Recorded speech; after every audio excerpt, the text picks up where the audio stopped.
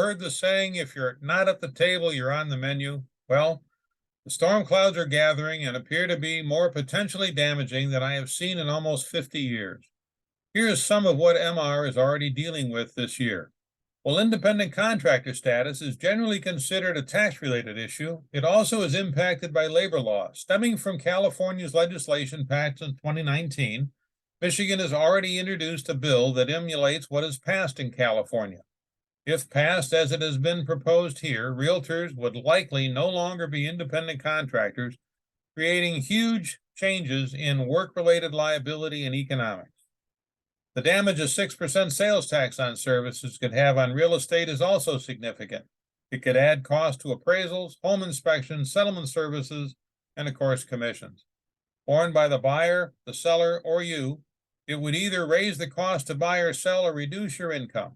At 6%, which is the current sales tax rate in Michigan on a gross commission of $10,000, that is $600 off the top. Also being discussed is mandatory inspections for mold anytime a home is sold, adding another layer of bureaucracy to a process buyers and sellers already find cumbersome. These three issues and a host of others are all on the table in 2023. Want to learn more about them? Come to a gathering of members at the Country Club of Detroit on August 24th from 4 until 7.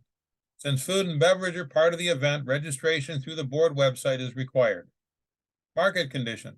For those who pay attention to national commentary on the housing market, it is amazing how much so many national experts outside the real estate industry don't get it.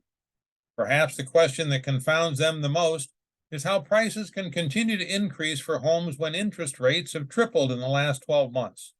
Obviously, none of them have recently wanted to buy a house because anyone remotely involved in the process would know better than to even ask that question.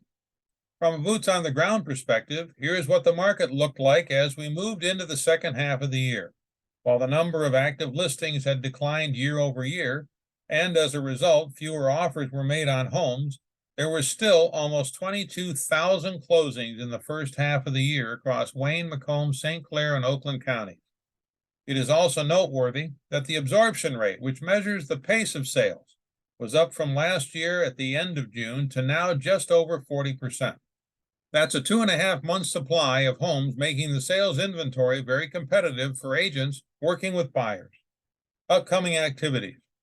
Friday, July 14th is Roundtable Luncheon at the board office. The 19th is a Con Ed class with Jack Waller.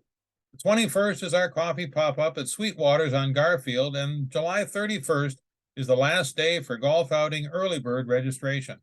Last I heard, we were 40% sold already, with registration being open only 10 days. Go to the board office website to prevent missing this great event.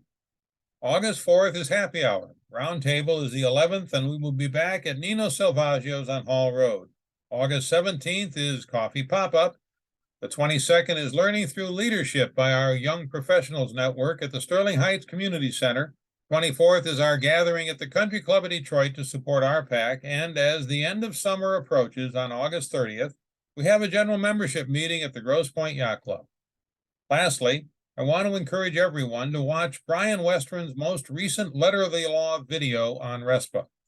It is very well done and insightful regarding the risks agents and brokers both have. Finally, the drive to collect back-to-school supplies for kids runs through August 3rd. Please help us provide for returning children as they head back to school this fall.